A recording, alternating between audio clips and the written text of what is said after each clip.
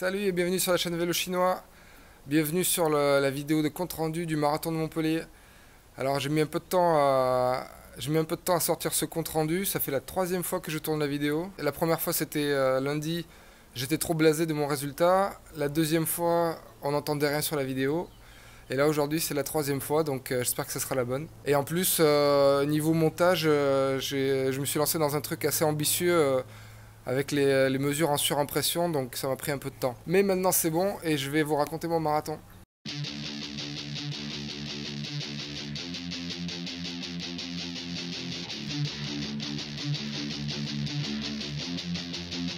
Donc comme d'habitude, je me suis levé vers 4h, 4h30 pour manger mon plat de pâtes. Non, je crois que non, cette fois-ci j'ai mangé du sarrasin pour la recharge glucidique. Voilà, j'ai donc mangé des glucides minimum 3 heures avant le départ, qui était à 8h30. Je me suis recouché un peu. Après, je me suis levé un peu à la bourre, donc je suis arrivé et j'ai pas trop eu le temps de m'échauffer. J'ai fait juste une ou deux lignes droites. Et puis après, il fallait rentrer dans le sas. Donc j'étais tout devant, on était mélangé avec le semi. Et du coup, voilà, j'ai pas eu trop le temps de m'échauffer, le temps de déposer les affaires à la consigne, c'était parti. Il y a Patrice qui me suivait en vélo sur le parcours, il allait m'attendre à peu près au 5e kilomètre. Lui, il était inscrit aussi au marathon, mais il s'est blessé, donc il a fait mon support comme en 2017 et m'a suivi à vélo. C'est grâce à lui que vous avez les images. Et donc voilà, c'était parti. Il faisait beau, rien à signaler, il faisait super beau. Parti premier kilomètre à 3,50, donc bon, classique, assez rapide, tout le monde est dans l'euphorie. Premier kilomètre, j'ai le lacet qui se défait, donc obligé de m'arrêter à refaire mon lacet. Nouveau début du marathon, c'était assez sympa. À la place de prendre la RN 113, on a pris une piste cyclable que je connaissais pas, donc c'était assez cool. Vers le 5e kilomètre, premier ravito et je rejoins Patrice qui commence à me suivre et à me filmer. J'avais décidé niveau stratégie de ravito de prendre un gel à chaque ravitaillement. Du coup, ils étaient à peu près tous les 5 km, sauf à la fin où il y a eu un problème. Et je crois que entre le 34e et le 40e, il y a eu un schisme dans l'échelonnement des ravitaux et moi, il m'en a manqué un. Enfin voilà, donc en tout cas, j'avais prévu de manger un gel toutes les 20 minutes ou tous les 5 km, donc c'était à peu près équivalent. Et je m'y suis assez bien tenu.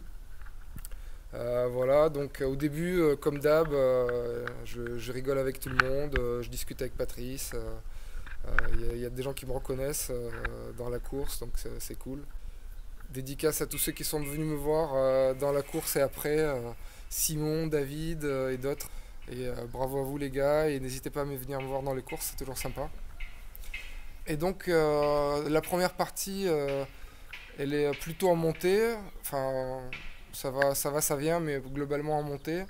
Et au début je suis autour de 4 minutes au kilo, 4,03, 4,02, 4,05. Enfin voilà, je me maintiens plutôt aux alentours des 4 minutes, mais un peu plus rapide que les 4,05 que je voulais faire.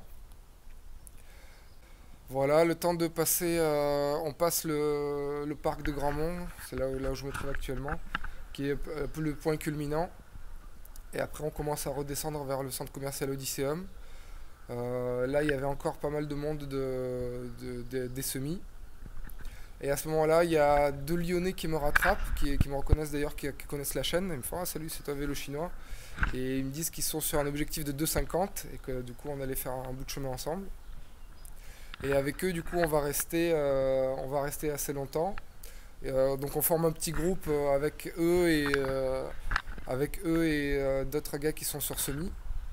Et jusqu'au 15e, du coup, 15e, 16e, où le semi faisait demi-tour, on est resté ensemble. Et après, du coup, après on est resté le trio, moi et les deux mecs enfin les Lyonnais, je vais les appeler, les deux Lyonnais. Et un gars qui était un peu plus loin devant nous, à quelques centaines de mètres, qu'on voyait au loin, mais qu'on était en train de rattraper. Voilà, donc sur la grande ligne droite qui descendait vers Pérols, déjà j'ai commencé à me dire qu'on était un peu lent. On faisait des kilomètres, on était plus aux alentours de 4,10, voire un peu plus. Bon, ça m'inquiétait pas trop pour l'instant parce qu'on était en avance sur mon planning de 4,05. Et au final, du coup, on a ralenti au fur et à mesure. Et le semi, on l'a passé en 4,05, enfin en 1h26, qui correspondait à 4,05 au kilo. Donc là, je me suis dit, bon, d'un côté, c'est bien parce que je m'étais fixé 4,05 au kilo comme objectif. Mais de l'autre côté, c'était pas un 4,05 régulier, mais c'était plus un ralentissement. Donc j'avais peur que le ralentissement continue et que du coup ça me. Enfin, que c'était pas du bon pacing, quoi. Après le semi, on a continué vers Carnon. À Carnon, on rentre sur le port. À peu près à cet endroit-là, on rattrape le mec qui était devant nous. Il essaie de se mettre torse nu, il perd un peu de temps, mais il y arrive finalement. À Carnon, on a failli avoir un mauvais aiguillage. Un bénévole qui nous a dit une fois qu'on était déjà passé, ah non, en fait, c'est à gauche. Et là, on a eu le petit coup d'adrénaline. On a failli se tromper. Oui, parce qu'en fait, en fait, cette partie du parcours je la connaissais pas, donc j'étais parti sur l'ancien trajet. Et donc voilà, après on débouche sur la fameuse, en fait, et du coup moi je restais, je voyais on ralentissait un peu avec les Lyonnais, mais pour moi en fait, je m'étais dit dans ma tête que j'allais rester avec eux stratégiquement pour affronter la ligne droite entre Carnon et Palavas, qui était mentalement pour moi le passage le plus difficile.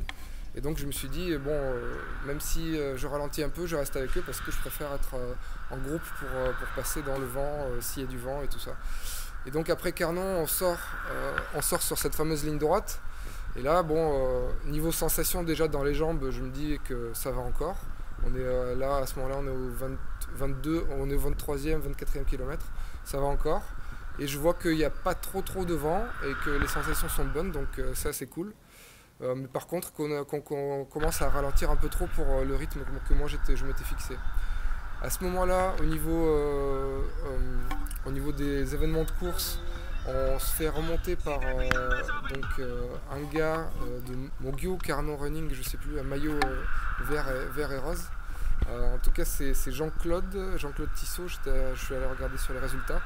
Donc Jean-Claude nous double à une allure enfin, qui est un peu plus rapide que nous.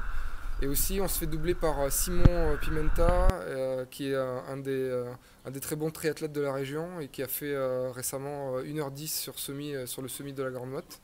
Donc, des assez bonnes références. Et donc, lui passe avec un autre gars que je connais qui travaille à Iron Montpellier, Glenn. Donc, ils passent, eux, à une très bonne allure.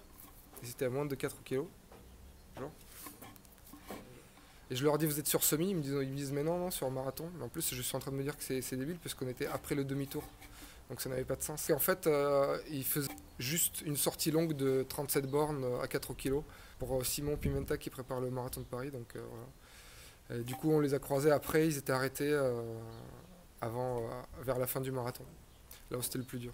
Et donc à ce moment-là, je me sens que j'ai encore de la réserve. Et je dis à Patrice, je vais essayer d'accrocher le gars devant pour voir, parce que j'ai encore les jambes et qu'on ralentit un peu trop. Donc le fameux Jean-Claude. Et c'est ce que je fais un peu avant Palavas. Et du coup, comme ça, je le suivrai pendant, je sais pas, au moins 10 bornes. Jusqu'au bien 35-36, je pense. C'était assez... alors, c'était bien pour moi, je pense. Parce que du coup, j'ai accéléré ici et on était plus aux alentours de 4,05 au kilo. Et en fait, je le suis, mais sans vraiment le rattraper. Donc là, a posteriori, je me dis, peut-être j'aurais dû faire l'effort de le rejoindre. Et ça m'aurait plus aidé mentalement, et même de ne pas lâcher. Et même, ça aurait été plus facile pour courir. Mais le fait est que je l'ai suivi à distance, genre je sais pas, à 50-100 mètres. Bon, au fur et à mesure, ça s'est allongé.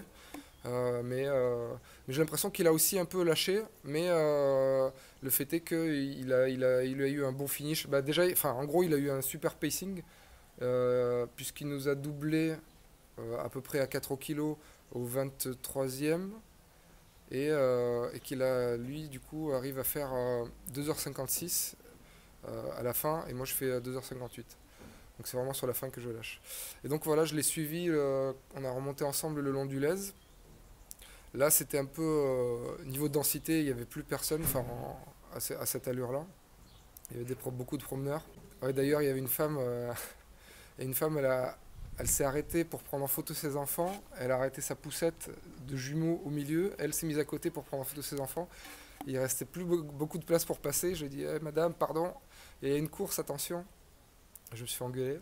Bon, bref. Franchement, tout ce passage-là, je m'attendais à pire, donc pour moi, c'était bien d'avoir ce mec en visu. Euh, En gros, oui, ça m'a permis d'accrocher mentalement. J'essayais de penser au ravito, donc voilà, de penser de 5 km en 5 km. Plutôt des bonnes sensations, j'étais agréablement surpris et en fait, je me mettais à y croire, disons, à ce moment-là. Même si je voyais que je regardais ma montre et ma planification de course, je voyais que bon, j'étais certainement déjà en plus de 2h53, mais bon, l'allure était encore aux alentours de, je sais pas moi, 4h10, 4h13. Et je me disais, bon, ça me va. Si ça reste comme ça me va. Si je peux finir le marathon comme ça, c'est cool.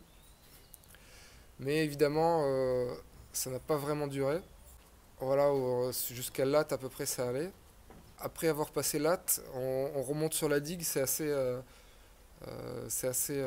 comment dire. En fait, on passe son temps à descendre et remonter sur la digue du Lez. Et à ce moment-là, on remonte et il y avait un peu de vent du nord qui s'était levé, donc du vent de face. Et puis dans les jambes, il y a eu un déclic. Enfin, c'est là que j'ai commencé à craquer vers le 37e.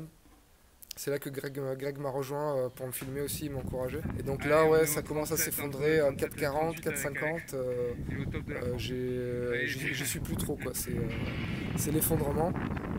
Mais bon, voilà, à ce moment-là, je sais qu'il reste vraiment à la fin, quoi.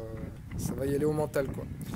En gros, sur cette fin de marathon, il n'y a pas que du mauvais. Disons que j'étais content quand même parce que j'ai dépassé des gars et je me suis pas trop fait doubler, sauf par des relais semi, je crois.